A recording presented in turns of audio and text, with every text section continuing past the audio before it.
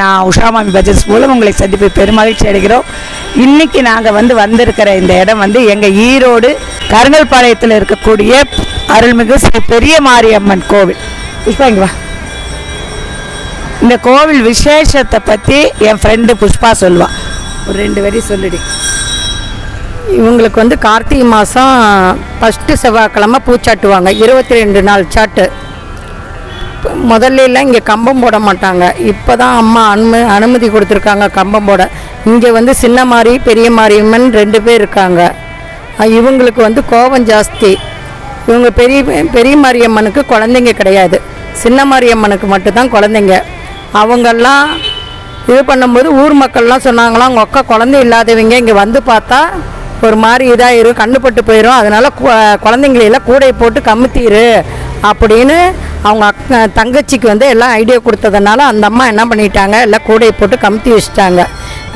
பெரிய மாரியம்மன் இங்கேருந்து சின்ன மாரியம்மன் கோயில்கிட்ட போய் கேட்கும்போது அவங்க சொன்னாங்க, எங்கள் குழந்தைங்களாம் காணோன்னு கேட்குறப்போ எல்லாம் குழந்தைங்களாம் விளையாட போயிடுச்சு, எங்கே போயிருக்காங்கன்னு தெரியல அப்படின்னு சொல்லிட்டாங்க. திரும்பி வந்துட்டாங்க. திரும்பி வந்ததுக்கப்புறம் அந்த கூடை திறந்து பார்த்தா அந்த கூடையில் ஒரு மாதிரி ஆயிடுச்சு, எல்லாம் புழுவாகவும் இதாகவும் ஆயிடுச்சு. அப்புறமேல் திரும்ப அவங்க அக்கா கிட்டேயே அழுது கிழுது என்னை மன்னிச்சு குழந்தைங்கள இது பண்ணனது. அம்மா தீர்த்தத்தை கொடுத்து எல்லாத்தையும் குழந்தைங்கள படுத்திருந்த குழந்தைங்களையெல்லாம் எழுப்பிவிட்டாங்க. அதனால் இவங்களுக்கு தான் முதல்ல பூஜை. இங்கிருந்து போய் தான் சின்ன மாரியம்மனுக்கு பூ கொண்டுட்டு போய் குண்டம் போடுவாங்க, எல்லாம் பண்ணுவாங்க. எல்லா குழந்தைங்களும் எங்களை சிறப்பாக விளையாடும். எந்த குழந்தைங்க அழுதாலும் சரி, இது உடம்பு சரியில்லைனாலும் சரி, இங்கே கூட்டிகிட்டு வந்தாவே குணமடைஞ்சிருவாங்க. இது அவ்வளோ ஒரு சிறப்பான கோயில்.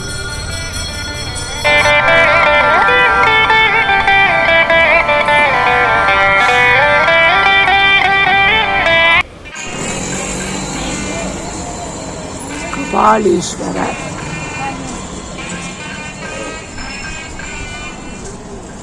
இப்போ நாங்கள் இங்கே கபாலீஸ்வரர் கோவிலுக்கு வந்திருக்கோம்.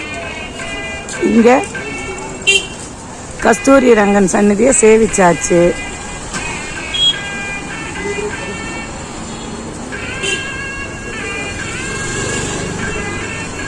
கோவில் ரொம்ப பெருசு எங்கள் கபாலீஸ்வரர் கோவில்.